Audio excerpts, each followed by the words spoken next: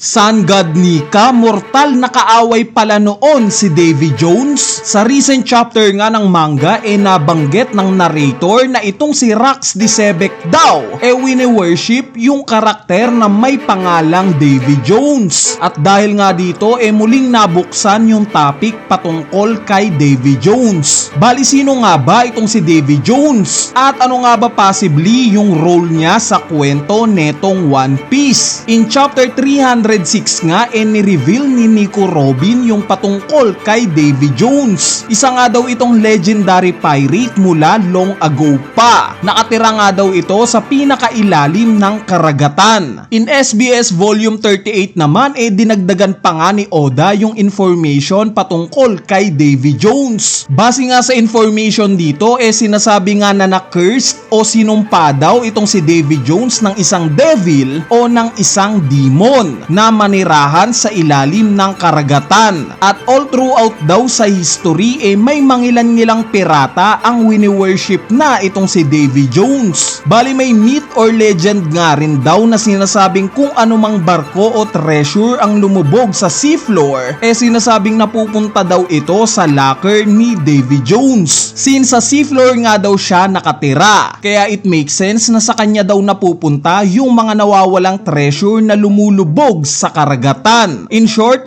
base sa legend, itong seafloor ang locker ni Davy Jones. Bukod nga sa information, nagbigay rin ng imahe si Oda sa posibleng appearance netong si Davy Jones. Isa nga itong matanda na may hawak na treasure chest. Actually, kahawig nga siya ni Blackbeard mula sa ngipin pati na sa hugis ng muka. So, lilinawin ko lang guys base nga kay Nico Robin, dinidescribe niya itong si Davy Jones as a legend o isa lang itong alamat. At base naman sa SBS, pinopoint out din na base lang rin itong si Davy Jones sa isang alamat o legend. Meaning itong patungkol kay Davy Jones sabi-sabi lang at wala pang concrete evidence na talagang nag-e-exist siya. Kumbaga itong kwento patungkol kay Davy Jones malamang na pinagpapasapasahan lang kada henerasyon. Kaya ito nagkaroon ng brand as a legend. Pero what if totoo itong alamat na to? Totoong nag-e-exist noon itong si Davy Jones.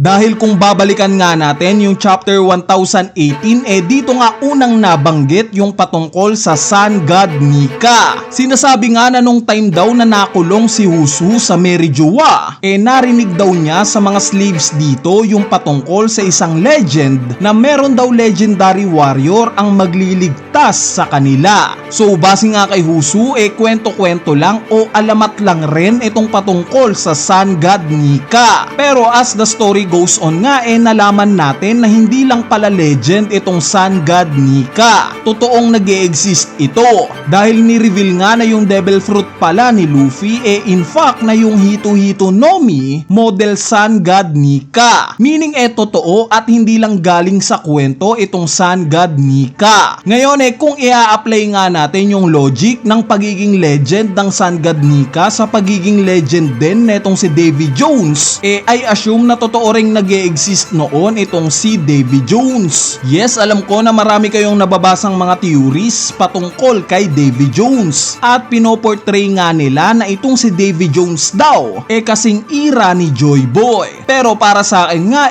ang tingin kong ira nitong si Davy Jones way back pa. Sa tingin ko nga nag-e-exist siya nung panahon ng Sun God Nika. Malay pa natin kung itong Gomu Gomu no Mi nga ni-reveal na later on ang totoo palang pangalan yung Hito-Hito no Mi model Nika, baka mamaya itong devil fruit naman na Yami Yami no Mi it turns out na ito pala Hito-Hito no Mi model Davy Jones. Ito kaya ang rason kung bakit kayang kumain ni Blackbeard ng higit sa 2 devil fruit dahil kaya sa Yami Yami no Mi nagagawang magkaroon ng locker sa katawan ni Blackbeard.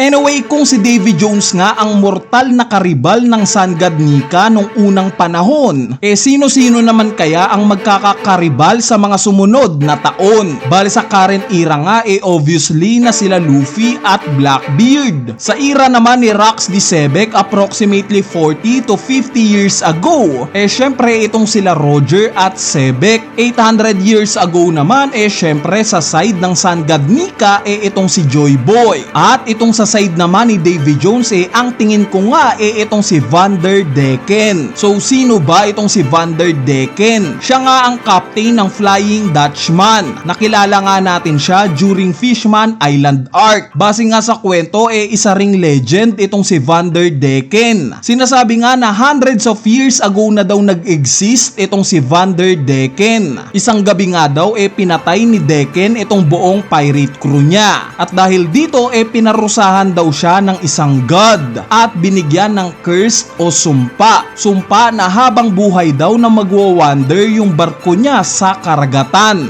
Dagdag impormasyon pa nga na at some point daw napadpad itong si Vanderdecken sa seafloor, kung saan natuklasan daw niya yung patungkol sa mermaid princess na merong kakayanang kontrolin ang mga sea kings, which is alam naman nating ito ang kakayanan ng ancient weapon na Poseidon. Pero hindi nga daw nagtagumpay si Decken sa mission niyang to at namatay siya sa mismong Fishman Island. So base nga sa legend na to may tatlong information nga ang kumonekta kila Sebek, Blackbeard at Davy Jones. Sa part nga ni Davy Jones halos similar nga sila ng kwento ni Vanderdecken. Parehas nga silang isinumpa o binigyan ng curse. Ang pinagkaiba nga lang ang may gawa nung kay Vanderdecken sinasabing isang god. At itong sumpa naman na nakuha ni Davy Jones mula naman daw sa isang demonyo o devil. Sa part naman ng koneksyon ni Decken kay Blackbeard, itong sinasabing pinatay daw ni Decken yung buong pirate crew niya, which is similar nga ito sa ginawa ni Blackbeard na pagpatay rin sa sarili niyang kagrupo na si Touch. At itong koneksyon naman niya kay Rox D. Sebek itong pagpupursige o pag-achieve ng mas malakas na kapangyarihan. Dahil nga sa pinupursue ni Decken na makuha ang isang ancient weapon na Poseidon, mahalin tulad nga natin to kay Rox D. Sebek na grabe din yung mithiin na maging hari naman ng mundo. So alam naman natin na currently nag-e-exist pa rin itong descendant ni Vanderdecken. Ito nga si Vanderdecken the Ninth. Nakilala nga natin siya during Fishman Island arc. Siya nga ang kaapu-apu-apu-apuhan na itong original na si Vanderdecken. Base nga sa information niya siya na daw ang ikawalong descendant ni Vanderdecken. Bali assuming na itong lahi nila tumatagal ng 100 years old.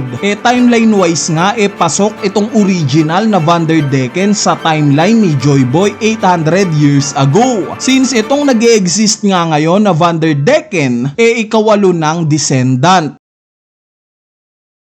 So kung iisipin nyo guys currently nga hawak na ni Blackbeard itong si Caribou. At ano ba ang meron kay Caribou? Meron nga siyang information patungkol sa mga ancient weapons. At isa na nga dito yung impormasyon patungkol sa Poseidon. Ito kayang goal ni Vanderdecken na makuha ang Poseidon during sa era niya. Ito kayang si Blackbeard ang magtutuloy sa goal niyang to? Magtatagumpay kaya si Blackbeard na makuha itong si Shirahoshi? Anyway, ayan na nga yung topic natin patungkol sa legendary pirate na si Davy Jones. Pati na sa posibleng nakakuha ng will niya na sila Vanderdecken, Rox D. Sebek at Blackbeard. Bali kung may thoughts o idea nga kayo na pwedeng idagdag na related kay Davy Jones, wag na kayong mahiyang i-comment yan sa ating comment section sa ibaba para mapag-usapan natin yan. So yun lang, peace!